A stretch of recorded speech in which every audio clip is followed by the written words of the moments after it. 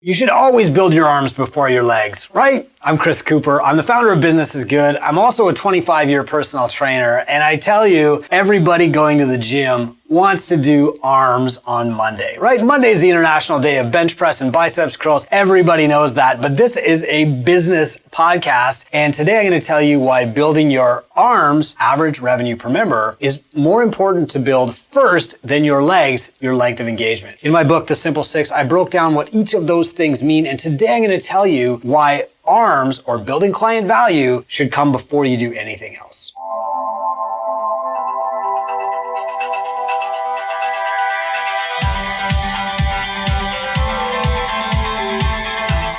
This is Business is Good. If you want to interact with us, just go to businessisgood.com, click join the community, and you'll be invited to our free Facebook group for entrepreneurs. Doesn't matter what industry you're in, you can get in there, ask questions, talk about The Simple Six, any of my other books, or anything related to entrepreneurship, and we will be happy to help you. Today, we're going to talk about raising client value before you do anything else. I'm going to go through this in three big topics. First, the 6 levers that will grow any business. And I'm talking about the ones that I broke down in the Simple Six and why ARM, client value, comes first. Then I'm going to talk about how ARM improves everything else.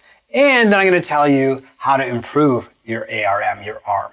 Okay, so if you're trying to boost your net owner benefit, how much you take home, the easiest way to do that is to increase how much each client pays. If you're trying to increase length of engagement, how long a client sticks around, the best way to do that is to start with high value clients who stick around longer. If you're trying to boost your effective hourly rate, the best way to do that is to increase the price that your clients are paying. If you're trying to get a better return on your expenses, the best way to do that isn't by cutting your expenses, it's by increasing your revenue. And if you're trying to get more clients, I challenge you to think like, do I actually need 50 more clients if every client that I'm paying is paying slightly more? So volume matters, but so does value. And today I'm going to focus mostly on the value and why increasing ARM comes first in the Simple Six. I'm going to give you 3 case studies as we go through this. I'm going to go through an accounting firm, I'm going to go through a photographer and a gym because I know there's still a lot of gym owners who like this podcast. If you do like this podcast or it's helpful, please find it wherever you listen and rate and subscribe. That tells me what kind of content is helpful to you and what I should keep producing on here. I love using case studies, and I know that the mentors and coaches who are involved with Business is Good and Two Brain Business work with tons and tons of different industries. And so I'm going to use 2 examples from outside the fitness world and 1 from inside, where I've worked with 1,700 gyms and helped thousands around the world with their businesses too. The first example is an accounting firm. This is somebody who wants to increase their net owner benefit. She has 150 clients. She's making about $6,000 per month. Her expenses are 55% of her revenues though. Her effective hourly rate is about $100, which is, what you'd expect from a practitioner who charges $100 to $125 per hour. They're going to take home a lot of that. Her leg is about 24 months, so she keeps people for a couple years or 2 tax cycles, and her ARM is about $150 monthly. So if you calculate all this out, what it looks like is she's got 150 clients paying $150 a month, and she's paying over half of that out to expenses. How does she increase her take home? Well, there's a few ways that she could do it, right? She could increase her effective hourly rate by hiring an assistant or an admin or a cleaner or somebody to do the low value roles. But you know what? That's not really going to help because it's not like she can get another 5 clients and dramatically increase her income. She could cut her expenses. She could go to working from home or having a smaller office, but is she really going to be able to keep all 150 clients if she moves into her home? The best way for this accountant to make more money is to actually increase her prices. And so that means a boost in ARM. Now, if every single client that she currently has paid $5 more per month, that's about $7,500 more in revenue. But her expenses don't really go up that much, do they? She might lose a bit to processing fees, but she won't need a bigger space because she's not getting more clients that she has to fit in. She won't need more hours in the day or somebody to help her doing the books because she's not getting more clients or more work. It's just her price is going up. She's not going to affect her length of engagement. Like people aren't going to quit sooner over a $5 rate increase. And her effective hourly rate goes up without her hiring anybody. She doesn't have to manage anybody. So in her case, while each one of the Simple Six metrics can be improved pretty easily, we would always start with ARM because that will get her the revenue to pay an assistant or to take more time off or even to get more space if that's what she needed. So we would start with ARM. And as you're going through the book, The Simple Six, you would find that in most cases, 90% of the time, the best Simple Six prescription starts with ARM first. All right, let's go to example number 2, a photographer. So this person has a different business model and they see about 30 clients a month. Their net owner benefit is $4,000. That's what they take home. They pay about $1,000 in expenses because you've got to have a little bit of space for your lights and stuff like that. Maybe they're upgrading, getting new memory cards, new lenses, but their effective hourly rate is only about $100 an hour. And that means their ARM is about 166. What that really means is that most clients coming in are buying a package worth about 166 bucks. And after the photographer pays their expenses, they're able to take home about $4,000 if they're getting 30 clients a month. But here's the problem. There's a couple of ways they could go about this. First, they could get more clients. If they move their number of clients up to 40 from 30, they would definitely make more money, while expenses stayed pretty flat. Expenses would rise a little bit, right? It's a variable expense. But their effective hourly rate would not go up because they're still just trading their time for their money. And, as an argument here, if they're not spending more time growing their business, how are they going to get these other 10 clients anyway? Their best move is actually to increase ARM. Now, a photographer is different. It's not like a monthly fee. But what they could do is offer more valuable packages to the clients that are already coming in, boost their ARM up a little bit more, make more take-home cash without changing their variable expenses at all. So they're increasing revenue, but expenses are not going up. And that means all of that extra additional revenue drops straight to the bottom line, goes home with them in their pocket. And that's why increasing client value is a great first step for a photographer first. It might be tempting for a photographer who wants to earn more money to get a bigger studio with more lighting and some fancy backdrops. It might mean that they hire an assistant so they can do more photography sessions. But the reality is, even if they do all of that, they're going to have a tougher time increasing their net owner benefit until they raise their rates or sell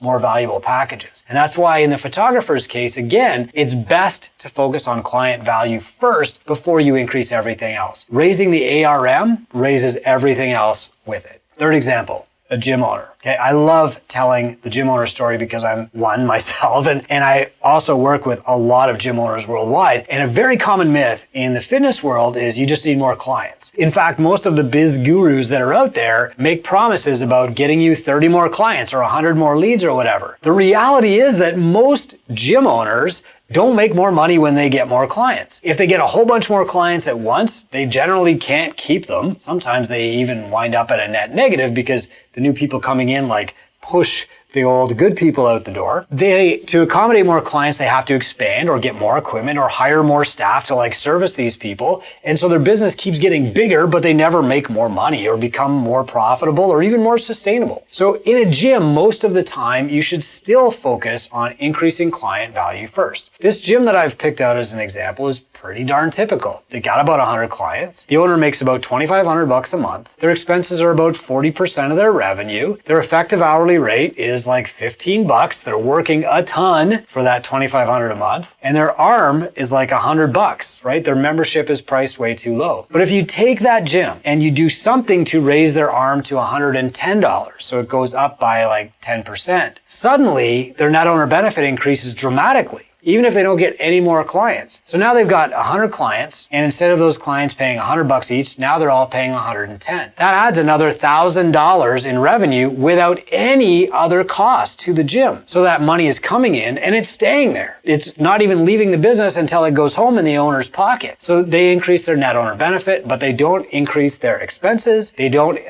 decrease their EHR because they're not coaching anymore. There's nothing else going out. All that new revenue drops straight to the bottom line. And so when new gyms start in Two Brain Business, my mentorship practice, a lot of them come in saying, I need more clients. But the reality is they need to collect more value from their current clients. They can do that by raising rates, but they can do that by offering an on-ramp program, by selling a personal training option or a nutrition option, selling different tiers or adding an ascension model. There's a bunch of different ways they can do it, but they should focus on ARM first. If they focus on any of those other things first, they will defer the amount of time that it takes to get them paid. For example, let's say that this person is just going to go out and get more clients. They're going to increase their headcount. Okay, they get, how are they going to do that? They don't have time. Well, The first thing that they're going to do is they're going to hire a cleaner. So now they've increased their expenses and now they've bought themselves an hour a day to work on their marketing. Okay, within 2 weeks at that time frame, they could have Facebook ads up and running, and within 3 weeks, they could have new clients coming in.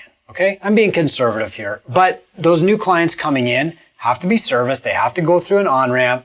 They're not likely as warm leads, but let's say that they get to 110 clients. Okay, that doesn't mean that they get to take home all that extra $1,000. Instead, 40% is going to go to the coaches who deliver their service. Or this person is going to work even more, so their effective hourly rate goes down. They're working harder. They're buying themselves more of a low-paying job. Conversely, maybe that gym owner says, I need to cut expenses. I'm going to cancel my bookkeeper, mentor, I'm going to fire a couple of coaches. Okay, that drives your expenses down, but your retention will also drop because of that, and your net owner benefit will drop too. You're just working harder for the same money or less, okay? Let's say that that person decides to work on retention. Wonderful, but retention's a pretty long-term play. And so eventually that will compound, but it'll take a few months. The clients who would have stayed 2 months, now they're staying 3 months. There's overlap with the new clients coming in. The gym makes more revenue. Fantastic. Lifetime client value is better. Wonderful. But if they had started by ARM first, increasing ARM, they would have seen some revenue much more quickly. That would have bought them the time to improve their EHR, bought them the time to improve their marketing, put some money in their pocket, maybe bought them a couple hours off, like an extra hour of sleep a day, something like that. My point here is that ARM raises all boats. Okay, there's probably a lifting joke in there. In most cases, and in the book I even say this, start by increasing client value before you increase retention, before you work on how you spend your time, before you try to get more clients. Start with ARM, definitely before you cut expenses. Worry about that first. That'll increase cash flow, but all that new cash will drop straight to the bottom line. You'll be able to take it home or create some breathing space in your business. And if you start with ARM, create some breathing space in your business. If you start with ARM, everything else gets easier. So here's my challenge to you. Look at the average revenue per member per month in your business and ask yourself, how can I raise this by $6 or 6% by next month? Okay, start by doing the simple 6. Brainstorm a list of 10 ways that you could increase member value. Get an extra $6 out of every member that comes in the door. From there, I want you to pick the one that's the fastest and easiest. I want you to put that on your calendar for tomorrow. I want you to execute on that until it's in place and working, and then move on to the next thing. That's how the Simple 6 works. I'm Chris Cooper. This is how business becomes good. If this is helpful to you, go to businessisgood.com, subscribe to the newsletter, join the community, find a way that we can help you and keep your business doing good.